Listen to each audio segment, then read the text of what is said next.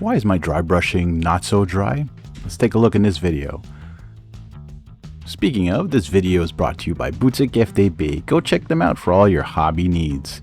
Today we're going to be painting Drasher Vorn from Warhammer Quest Darkwater, right? One of the awesome hero models in that game, primed with a matte gray air primer, and then dry brush, or a heavy dry brush, this one actually, with matte white, just to make all the details pop so that the speed paints really come out.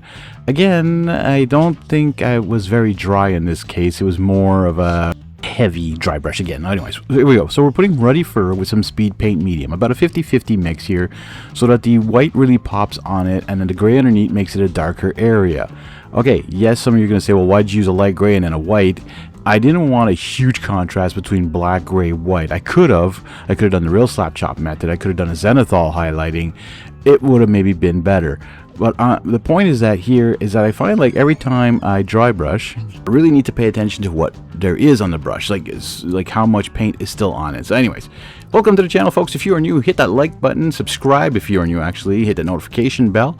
Also, don't forget, you can also join the channel for as little as $2 a month. You can become a member, get some exclusive badges, exclusive perks, behind the scenes videos, which is all going to come in the next year. I'm hoping to do a lot more members only videos and have a lot more behind the scenes stuff, a lot more chatting with those people, having a lot more just in general. Okay, here we go. I'm taking some urban buff now, okay, and I'm putting it on my brush, on my dry brush, and I'm trying to get just the edges so that the next color too, but as you can see, it like blotched in front. So I'm assuming I had too much paint again on my dry brush, or it's not dry enough, or I'm just not removing enough, or it's not the right kind of dry brush. Maybe I'm using, the wrong kind.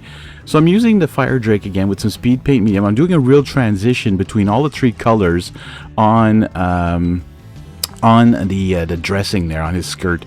And now I'm using actually some hardened leather for his fur. This is an interesting idea because I wanted some. Hardened leather has an orangey feel to it, and his fur on him has that orange. And I didn't want to use Fire Giant orange because that would have been a little too orange, but I found it was cool on here. And then I come back and I water down my brush a lot more, grab some more of the hardened leather and go over the skin to blend it into his fur. And then of course you notice I completely forgot to do his right hand there. So I come back, I'm like, oh yeah, okay, now I gotta put some pure hardened leather again just to make that dark again.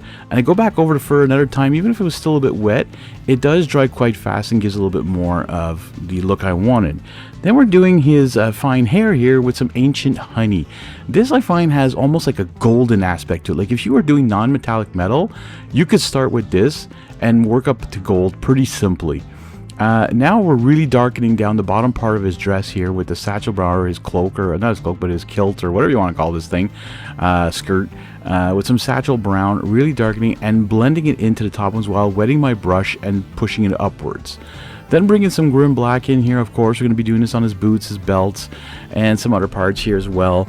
Having a lot of fun with this miniature. Now I know that everyone else has already painted these guys, and it seems like I'm not in the loop of what's being painted out there, but frankly I still love doing my videos, even if this is a game that would have been 5 years old and I just started painting now.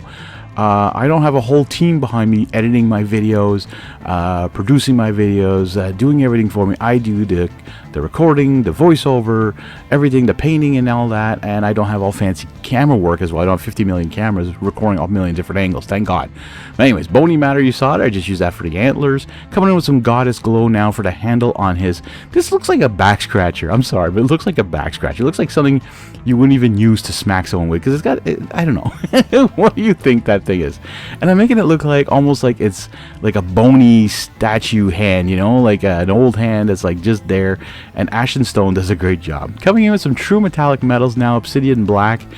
I'm going to come in here and do some other parts where there's going to be another true metallic color, but I'm not doing like the triad. I'm not doing like the highlights and all that and then the shade. I'm just doing the backgrounds with a darker metallic, so that has a shine and a sheen to it, so that I can bring in the next color that's going to make it pop a little bit more. And because it's a dark metallic color, it is a bit darker than gunmetal, okay? Gun and heavy metal. Heavy metal is a little bit different. So now I'm using the forged red to do the rubies on his belt and other parts. And you're gonna see this red is really gonna pop, and it's actually gonna give a glistening, almost like as if I put the highlight on it.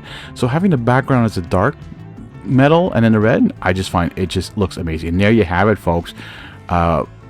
Drasher Vorn from Dark Quest, or yeah, Darkwater, Warhammer Quest, whatever you want to call it. I want to thank you guys for watching. We'll see you in the next one.